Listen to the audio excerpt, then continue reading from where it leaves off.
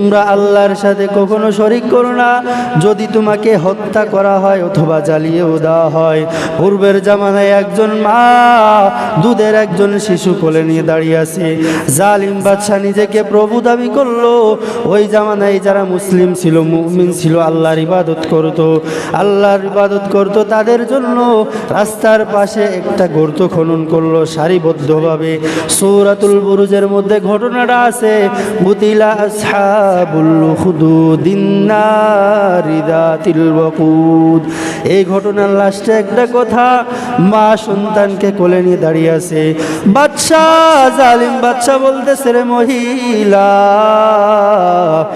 যদি তুমি ঈমান ত্যাগ না করো, এই জাহান্নামের অর্থাৎ আমার বানানো জাহান্নামের আগুনে তোমার সন্তান সহ তোমাকে নিক্ষেপ করা হবে।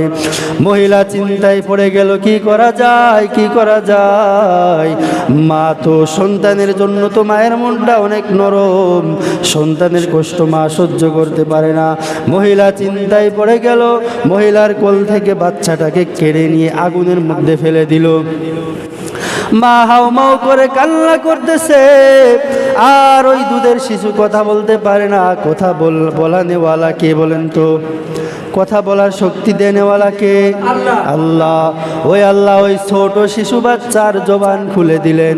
ছোট শিশু বাচ্চা বলতেছে, ওরে মা, কোনো চিন্তা করো না, ভয় নাই, ইমানটাকে মজবুত করো আর আগুনের মধ্যে ঝাঁপ দিয়ে দাও।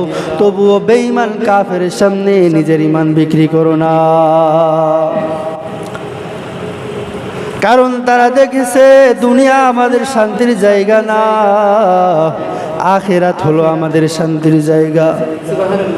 দুনিয়ায় আমি কয়দিন বাঁচবো, দুনিয়ায় বেশি দিন থাকতে পারবো না। সামান্য এই রং তামাশা কিসের?